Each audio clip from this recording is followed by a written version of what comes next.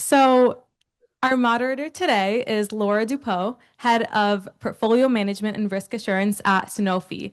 But firstly, I want to thank you all for coming back from lunch and attending the panel on ERGs and BRGs and professional networks as engines of belonging. Now, a little bit about our moderator, Laura. As well as being the head of portfolio management and risk assurance, she is also the co-lead for the Parents Connect EBRG at Sanofi. Now, the panel includes Dr. Heise Gibson, who is a retired U.S. Army colonel and former Black Hawk helicopter pilot and brings over 25 years of leadership experience. He is now a senior lecturer of business administration at Harvard Business School and teaches on operations and crisis leadership. He has written numerous Harvard case studies that are used in the classroom and is currently doing research on ERGs and BRGs. Next, we have Nikki M. Jones, who is the Chief People, Data, and Research Strategy Officer at the Healthcare Business Women's Association, which is a professional association working to advance women's leadership and inclusion across healthcare and life sciences. She has an extensive career as an executive leader spanning industries such as healthcare, finance, and more. We're also joined by Dr. Teresa Wellborn, who is the executive director of the Alabama Entrepreneurship Institute at the University of Alabama, whose research focuses on entrepreneurship, human capital, and employee energy in high growth organizations. Dr. Wellborn has been studying ERGs for over 2 decades and runs the large scale research study focused on how ERGs drive innovation and firm level growth.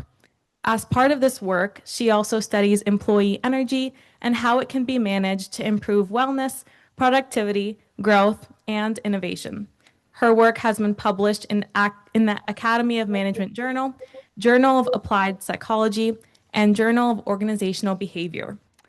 Finally, we have Vanessa Youngs, Senior Vice President of Global Inclusion at Moody's, who leads Moody's Global Inclusion Strategy and works to strengthen belonging across business lines and geographies. In her role at Moody's, she also oversees the 10 BRGs with 50 chapters globally.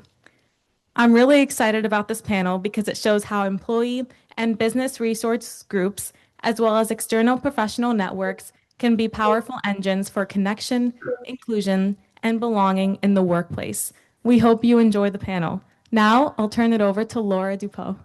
Thank you. Give it up for Habiba one more time. Thank you for that introduction.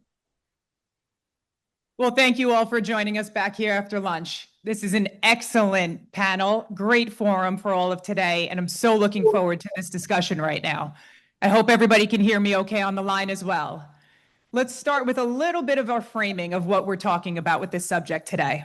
So in today's politically charged climate, where federal guidance increasingly scrutinizes diversity, equity, and inclusion, discussions around ERGs, BRGs, and professional networks have become both more sensitive and even more essential. And I think everybody in the room agrees with me on this because I've seen a lot of passion already. These conversations require a thoughtful, evidence-based approach that acknowledges the complexity of identity, belonging, and performance in modern workplaces. By fostering this open dialogue, rooted in both research and lived experiences, which you'll hear about today, we can better understand how these groups contribute to organizational resilience and inclusive growth. So let's start with 1 second. Does everybody in the room, and I think I could see some people on the line, hands up if you know what EBRGs stands for, ERGs and BRGs. Let's start with that definition, and I know Abiba mentioned it. Employee resource groups and business resource groups. So let's dive into the questions for today. All right, this is for everybody. And Teresa, I'll start with you on the line first, and then we'll go to each panelist down the line here. So when we talk about the future of workplace belonging, what does that mean to each of you? And how do these ERGs and BRGs and professional networks uniquely shape that future? First, thank you for having me as part of the panel. And I'm really sorry I can't be there in person today. For those of you who don't know, this is Global Entrepreneurship Week. So I've been knee deep in programming, and we had a session that went till 9 o'clock last night. So given the unreliability of the airplanes, I'm happy to be here virtually. So this is a really important question. I think that when I think about belonging, I put belonging and inclusion together. So because I find a lot of the people in the research that I'm working with really, they like both terms, but they tend to answer me with the term inclusion a lot. And my summary of it is, I think the future of it is where everybody feels like they're all in, for a lack of a better term. And that means they want to be heard, they want to contribute, they want to really contribute to not only their peers, but also to the organization overall. But the other part of that is they want to contribute, and they want it to be a two-way street. So in addition to contributing and feeling like they're included and belong, they also want to get something back from the organization. So that's been something we particularly hear with the resource groups. We're giving a lot, but what do we get back? And I think that that might be a real opportunity where resource groups can help, because they do have a structured way of giving back learning, giving back mentoring, and a lot of the other program that they do. The other thing on belonging that I would bring up is that it's not just the people in our resource groups, but it's everybody in the organization. So it's important for the resource groups, whether they're an ERG, a BRG, or something else, to really have their mind set on not only their members, but also what's happening outside the membership. Thanks. Hi, I'll hand it over to you. Can everyone hear me? Great. So just to build on that, when you think about I'm used to talking and standing. So when we think about this idea of belonging, I'll just frame it from the perspective of you can say belonging, inclusion.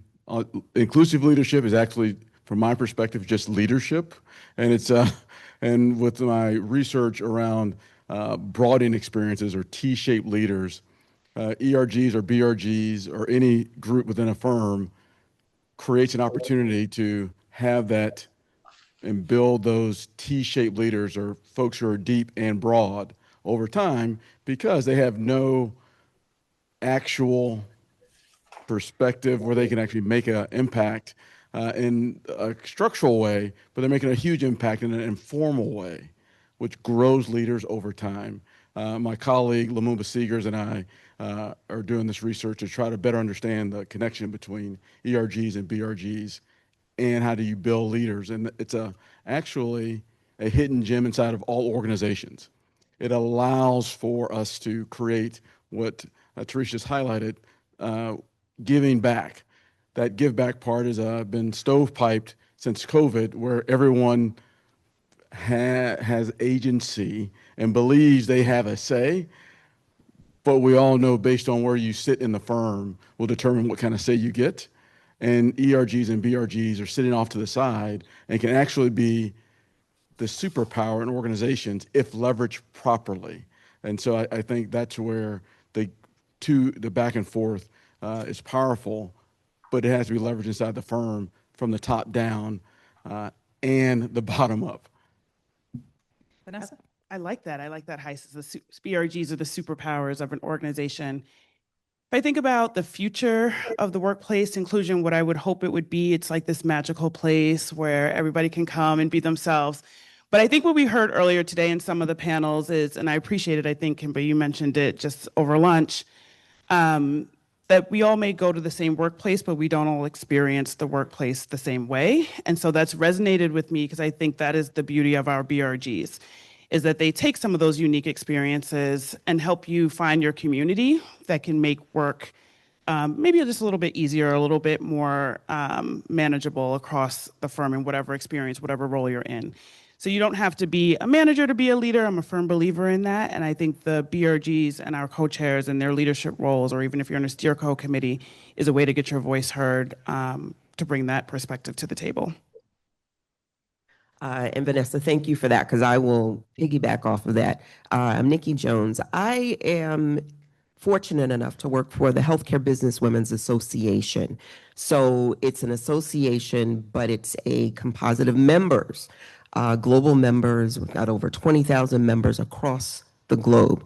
Now, if you think about it, and this relates to companies, for-profit companies or not-for-profit, any organization, if you have large numbers anywhere, it's hard to connect with everybody across the organization. Yes? Yes. So what we have leveraged, we used to call them affinity groups. Now we call them member leader networks. Those are spaces where members have paid a membership, but they get to engage with one another, but they get to engage with colleagues, people of similar backgrounds, similar interests, or if you want to learn something new in an area maybe your day job doesn't give you the opportunity to participate in. But those spaces, those smaller spaces of belonging, you come together around a common interest, but then you come together around a common task. And then before you know it, everyone feels like they're a part of it. So that's the inclusion piece. The belonging happens when you develop the relationships. Now, how does that translate to business? If you've got more engaged, how many people know it? If you've got more engaged employees, right, their level of satisfaction is high. What eventually is going to happen on the other side of that equation? There's going to be business productivity.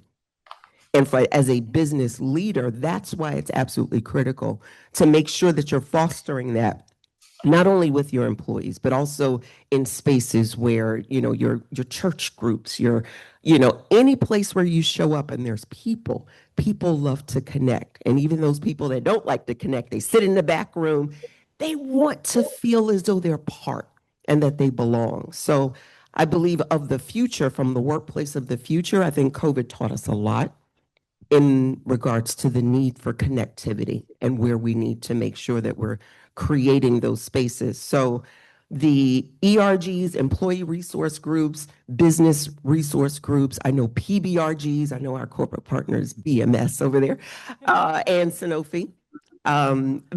Those are spaces where people come in for connection, but along the way, guess what? They're developing professional skills they didn't have before because they're exercising their leadership and they're being stretched and they get the feedback, and it's a wonderful thing. So from a leadership perspective, these are power engines of belonging. I'm looking at the title of this session, and if we could tap into that power, I believe that there would really be transformation.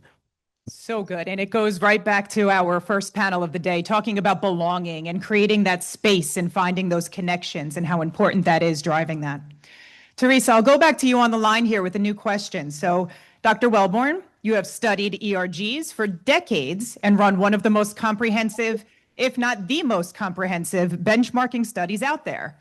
Can you talk a bit about your research and how your research has linked ERG activity to innovation and even company growth? Thanks for that question. And just for context, you're right. I've been doing this research for about 20 years, and I have a set of questions that I've been trending for all those years. So the first thing that I wanted to share with you is kind of what are the big insights from looking at that trend data. So early on, I created something called an ERG impact model because, frankly, I have a PhD in human resources and worked at Cornell and the ILR Institute. And when I met somebody in an ERG, leading an ERG, I had no idea what an ERG was. And I went back to all my famous faculty and asked them, and they didn't know what they were either. So it was really important for me to be able to collect some data and understand what is it we're asking ERGs to do. So this ERG impact model, I've been trending it for 20 years. And when I look back at it, what I saw was in 2021, there was a huge spike in the perception of ERG members that they were having an impact on their organization overall. And it's interesting that you all were talking about COVID, because basically when I read the open and comment data, that's what I found. 2021 was a time when they were not just doing work, they were doing work that they thought mattered. And they had feedback from the organization that they were having an impact on people's lives and community. And so, after 2021, the numbers went down quite a bit, and they haven't gone up again. But a lot of people look at that and say, oh, it's so sad. But what I see is that why don't we learn from that and understand what they need to be, not just have an impact, but have recognition that they're having an impact. So I think that was really important. In terms of outcomes too, we had a lot of data on innovation. ERGs are great places for people to get together and help come up with new ideas. And then I do have a separate body on growth I wanted to mention. So 2 different years, we looked at the degree to which and by the way, this study that I do, I get about 2,000 to 3,000 people a year who take a survey. I call the leader member survey. And it's ERG leaders and ERG members from about 40 different companies. So the growth question asked, what's the impact of your ERG work on individual employees? What's the impact on your ERGs overall? And what's the impact on the organization? And we split up organization into 2 buckets. One was more HR related outcomes, such as engagement and recruitment. And the other one was firm level financial outcomes. So when it came to individual, so the impact my ERG has on individual employees, the numbers were outstanding, 98% agreement. When we asked the impact on the ERG overall, it was about 95%. So they really saw the connections to those 2. Then when we asked about the impact of the ERGs at the organizational level and the HR related work, it was lower, but not too bad. It was like about 80%. So they saw the connection, but not as much as the others. Then lastly, when we asked about the impact of their ERGs on financial outcomes, such as, profitability, sales, et cetera, we were talking 18% people who thought they had an impact. So I think that's really important because in terms of things that we can do, obviously, if you're impacting individual employees, helping in their development, helping retention, it's going to impact the bottom line. But the ERG members and leaders aren't seeing that. So that's a huge opportunity for us. And that directly comes from the research. The other thing that I wanted to mention, to get a couple other items, is that again, I've been doing this work for 20 years. ERGs have been in existence for 60 years. And last year I did a study called ERGs at the Crossroads, because I just wanted to get a baseline of what's out there. What is the job title of the person who's responsible for all the ERGs? That is a really hard question to answer. And what I found in my Dr. Wellborn, a lot of head nodding with you on that one, a lot of question and puzzled looks. Okay, that's really good to hear. So I asked these kind of questions in the ERG, the Crossroads report, and I'm happy to get that to you. But basically, what I found was no agreement on structure. I couldn't even take the answer to the structures and put it together in a way that was easy to describe. So 60 years, remember, 60 years of ERGs in existence, no consistency on structure, no consistent job title, no agreed definition of what an ERG is. And basically, I really walked away from that thinking, this is a huge problem we have to solve. Because I still meet people in the C-suite who don't know what ERGs are. Well, why would they know? We don't have a consistent definition. And if they don't know, even when they have an ERG, then that presents an interesting opportunity for us. And I'm gonna go back to some data that people seem to all share, and then I'll close it out. But there's some data out there that everybody knows. 90% of ERGs, 90% of Fortune 500 firms have ERGs. That seems to be pretty well validated. But the other number that's really consistent and that nobody talks about is that once you go into a company, only 6% to 20% of the employees on average are part of your ERGs.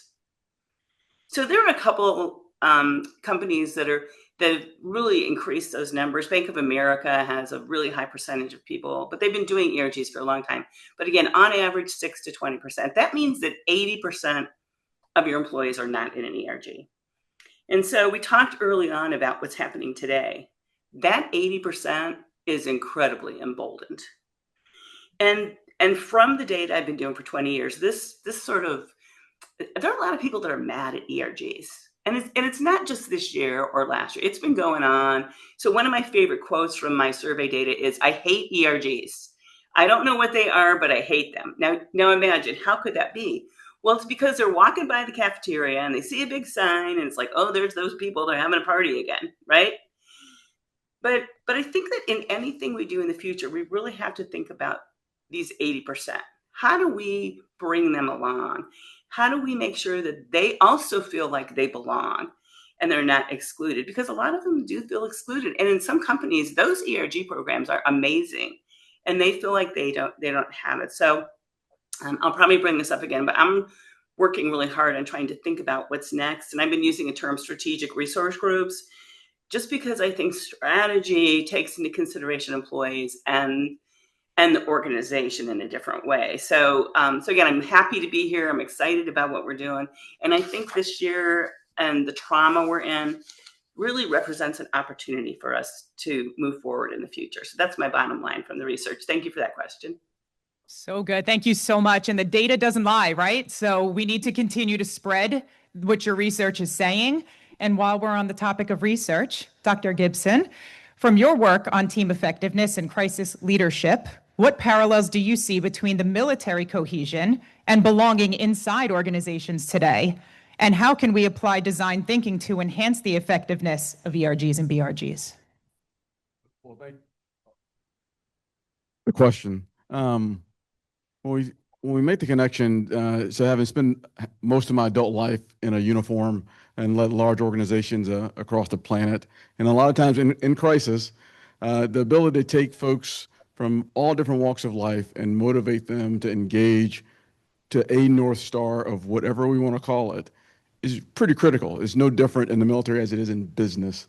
And so from my research that focuses around multiple team membership and team effectiveness, which ties to my T-shaped leadership work, what I've found is that in order to make people feel present, leaders have to be engaged from the top down and engaged in multiple ways. It's not just sending a text. It's not just sending an email. It's not just saying how you're doing. It's really actually caring about the folks. What a lot of leaders believe is that doing these checks, like a checklist, works. And I was a pilot in the Army, and so I'm used to checklist. However, leadership has to go well beyond the checklist. And leaders have to sit back for a moment, look across their organization, and determine what is our priority now, and then how do I communicate it all the way down. The leader has to become the chief marketing officer inside the firm and push the message down, but they have to also understand how they're being received. The military is very good at this because we push messages in a very clear way, very consistently, and hold leaders accountable. How many of you feel that you're held accountable for creating belonging inside your organization? How many of you feel that your BRGs are held accountable in some way?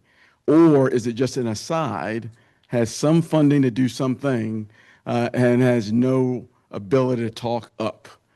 Well, although you may believe that in a militaristic environment, there's no way for bottoms-up thinking, believe me, the most truth comes from the most junior officer or soldier in the organization. And crazy, we actually listen to them. Now, they may not be in the large campaign plans, but when we talk about organizational culture, that's really important. And so when we think about leveraging design thinking, all that is how do you approach a problem? And then how do you manage that solution in different spaces? Well, when we think about the organization and providing more impact, the biggest do loop is how do we look at the problem space? What levels of divergent thinking can we leverage in order to come to a solid end to understanding the problem and then addressing the solution space? And then what a lot of leaders don't do is focus on getting at the solution. We just knock down targets of all the problems. And once we knock down, like, okay, we've identified it. It kind of stops there. And so I would recommend a focus on, well, once we've identified that we have this amazing group of people who are extremely excited to be here, who want to do the work, instead of trying to put more constraints on them, let's allow them to do the work. And then you can take credit for it. Like, we're amazing. We're top 10 place in the world to work for, and you get all the accolades, but someone else is doing the work, and that's okay. And I think a lot of leaders are trying to micromanage their way through the problem, or due to fear, taking away agency from the most important asset they have in the firm, which is the people.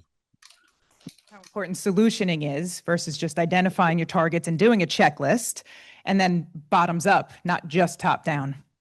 So good. Let's talk a little bit more about how this is industry-wide and how the industry impact is with ERGs and BRGs. So Vanessa, question for you around ERGs and BRGs and how they often start with grassroots passion, but scaling them globally can be challenging, as we know. Vanessa, what strategies have you seen that truly help ERGs and BRGs evolve from support networks into engines of culture, innovation, and leadership? Thanks. So I have a lot of thoughts on this. I think Dr. Welburn's research and setting that stage is also really helpful as I think about how to respond to this question. I'll give some context too. So you heard in the introduction, Moody's has 10 BRGs, or 10 types, if you will. So there's women's, veterans, generational, et cetera. And then those chapters, there are 50 chapters around the globe. So there's a US Women's BRG, there's a APAC BRG, et cetera. And so they will respond differently to the challenges that they may have in their respective office and or region. So we start off as grassroots support networks because they need different support. And by they, I mean our employees need different levels of support. That's still true. I think even in our model, which I would say is pretty advanced, we have a pretty solid governance structure. I see my colleague in the room who really helped organize our structure and our executive sponsors and how our C-suite is involved. And so that helps create a framework in which they can operate. So to your point, it's not just parties and fun, and we are giving them business objectives to align to that we can then track later. But that support part is still important. So you still have that. You're still a volunteer as a co-chair. You still are recognized amongst other leaders across the organization. And again, every one of our executive leadership team members is a global sponsor for one of our BRGs. So they know when you've been appointed. They know when your term's rolled over. You meet with them a couple of times a year.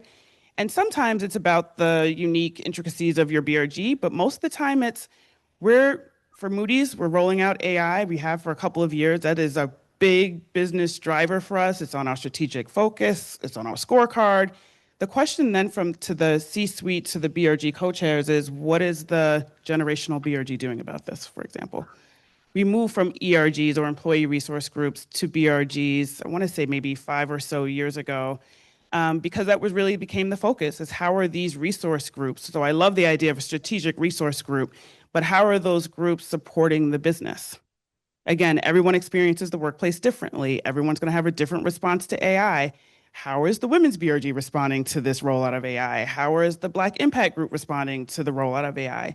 And so a good example that I will say just happened recently, we did a corporate-wide and global, there were a couple of watch parties, demonstrations, AI open house. So we said it was the generational BRG that partnered with the multicultural BRG. Two of the people who led it, or our two BRG co-chairs, happened to also be in the AI space in their day job. So they were able to present to a global audience on the work that they do on a day-to-day and work with peers across the business to set up demo stations. They did it in New York, they did it in London, they did it in India, and it was almost 7,000 people. I mean, it's half the organization that participated in one way or the other in this open house. And that was a BRG-led event. So you took something that you need to support. People were like, we have this new tool, we don't really understand how to use it. And they applied a business objective to it that I think was really successful. The only other thing I'll mention is, Dr. Welburn, you mentioned your focus or thoughts about that 80%. I think we're fortunate at Moody's that we're probably in that 30 to 40% of our employees are BRG members.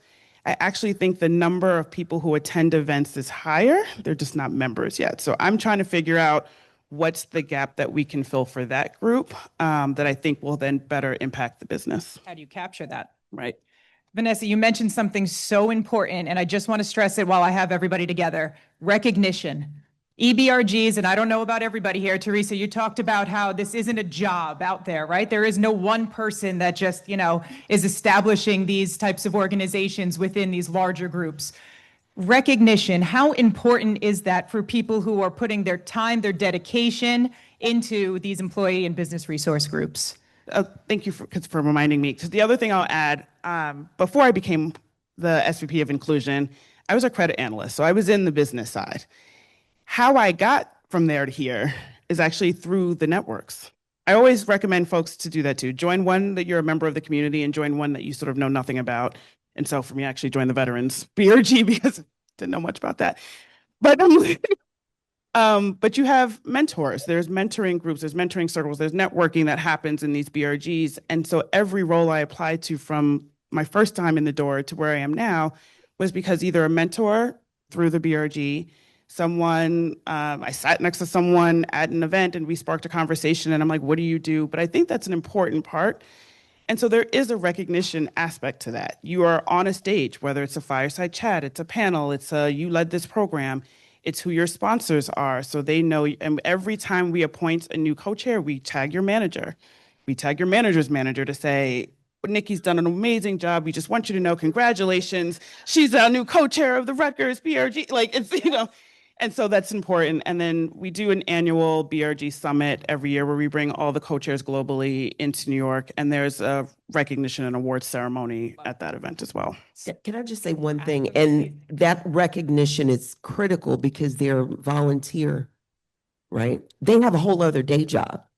Now, that's the model that most companies, I believe, and I'm going to call out BMS actually because you all have a different model when it comes to PBRGs. You all have it's a paid position that leads their employee resource groups.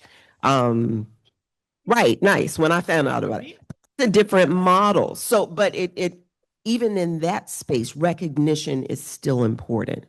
You've got to do it. But I wanted to just make that point, particularly because most of the leaders of the ERGs, affinity groups, PBRGs, they are volunteers. So you've got to be able to have something to incentivize them aside from just the work that they're doing. Perfect, perfect. Nikki, you knew I was coming to you next anyway. So Nikki, speaking on industry, how does this expand externally? Can you talk about the HBA and how professional networks can also evolve from support networks into engines of culture, innovation, and leadership?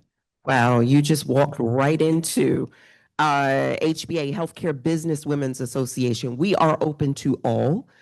We are not just open to women in terms of our membership. We're open to all because we do believe that it takes everyone to be able to push and make advancements where we see that there are gaps, where doors have not been open for everyone. So it takes all of us together. But for HBA, our mission is, and what we focus on is being able to be accelerators of business leadership, pipeline developing leaders. That's our focus. Areas and incubators of innovation. But ultimately, we want to make sure that our businesses, our partners that are connected to us, that they see impact, because that should be ultimately the outcome. So how does we focus on the healthcare industry and making sure that there are leaders in the pipeline, leaders that are developing, leaders at the highest levels of an organization. And particularly for healthcare in the state where healthcare is now, we absolutely cannot afford to have a stoppage in that pipeline. If we have a stoppage in the pipeline where we do not have enough representation across all genders, across all geographies, across all generations, that's really the span, then our healthcare system is going to collapse. And there's data, Dr. Wilborn, I would come to you if you could pull out the stats from a gender perspective. You know, if any population drops out of the workforce from a healthcare perspective, we are in trouble.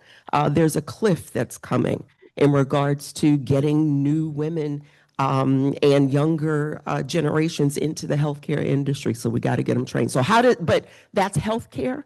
How does that extend outside of the industry where we are, and how do ERGs help? Heis, you were mentioning about leadership, and when leadership has a message, how do you effectively get that message throughout your organization?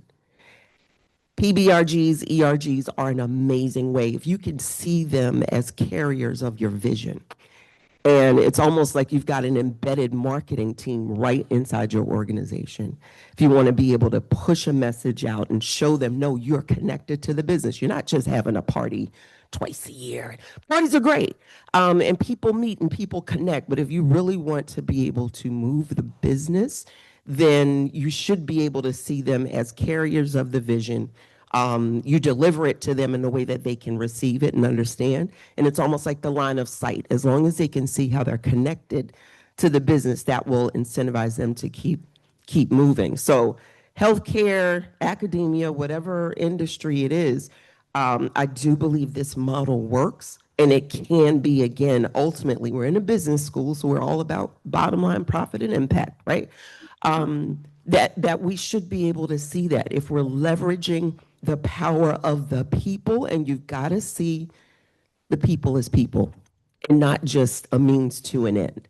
And come with the people comes understanding that there's culture, there's background, all of that, which can create the sense of belonging, which again will impact the organization. Just a quick plus one to that. We call our BRGs the culture carriers of the organization. There we For go. that reason. And so when we have messages that we need to send out, whether they're strategic reasons or even if anyone ever says, how do we get this message out to a group of more than just this office or this team? They usually come to my team and say, can you send this to all the BRGs? And there's a part of me that always says, of course we can, and we can send that out. But we also are very sensitive to what we are endorsing. Because again, the BRGs and their members, there's a level of trust there. And so they are then the face of that thing. And so we encourage engagement, obviously, and we want to be supportive of the business, but I feel like a little bit of a gatekeeper in that way of we can't be talking about everything all the time. Like there are some messages that are appropriate for us to emphasize, and there are others that we need to find another way. That's where compliance will come and tap you on the shoulder. Yes, yes, yes. Acknowledging that we're running out of time here. Teresa, I want to go back to you very quickly here, maybe just in 1 or 2 sentences from each member. How do we hold leaders accountable for creating spaces where belonging thrives? We need to move forward, right? And how do we do that, holding our leaders accountable? Yeah, so many answers to that question. I would probably emphasize providing them with a structure that allows them to understand what their role is and what the role of their ERGs are. Because, again, just real quick, I do have a study that shows depending on the structure, you get different outcomes. So being really intentional on structure is where I would probably emphasize. Love that. Heiss, how do we hold leaders accountable? I think one way to hold leaders accountable would be to do a autopsy of the human capital you have in the firm and start to look at the connections between the ERG and the leadership. You can tell if they're doing well if you see at your SVP, VP level, and you start to understand inside the organization, oh, that person was the head of this ERG or that ERG. You start to kind of now better understand the power of this organization, and then force your chief people folks to, hey, make sure all of the leadership understands the power of this. And that's one way to kind of put their thumb on the scale. I'm going to just emphasize what Heiss mentioned, but it really is the modeling but good behavior and being recognized for that. So we don't always have to do the stick of you didn't X, Y, and Z and you're a horrible leader. But for those that are great and have shown that they, are building inclusive teams and developing their people, we can emphasize their spotlights. Yeah. And I would say finally, just being holding leaders accountable means making sure that the leaders understand how the organization works, who does the work, making sure that there's recognition there, and then building into the strategic plan, where's the voice of your employee resource groups? That's a critical piece. And I don't see how any organization could thrive and leaders could be effective without understanding that connection. Nikki, you just led us to our last question here, and it's unbelievable. Listen, we need to move forward, with this conversation into 2025 and beyond, what the future of these ERGs and BRGs look like, professional networks, and how they evolve. You just spoke to us about putting this into your strategic plan. everybody and every company is looking at their strategic plan for 2026 right now, or maybe you're a little late because we may have been just concluding that process. But any final words here on how we really look to improve on this as we move on? Ensure that your ERGs, PBRGs, member networks, they are enablers of your strategic plan. That's really how you should look at your delivery models, and do not overlook that. And sponsorship. Sponsorship. Yeah, we didn't get to the allyship sponsorship, but that's really important. I think the allyship builds the community. The sponsorship, for sure, again, speaking your name when you're not in the room, and a lot of the times those names get to be our BRG leaders. So I would just emphasize that. Building out your strategy, make sure there's an element of people, culture, belonging, engagement, whatever it is you call it, but that is tied to your strategic business area. Dr. Welburn, any last words? Yes, I mean, I'm glad you talked about evolving them because I think they really have to evolve. And I would give you as an example, total quality management. ERGs are really what we call parallel organizations, very much like TQM, but look how TQM evolved over time and look at how ERGs have evolved over time. So there's some lessons learned from them. And then also don't forget the 80%.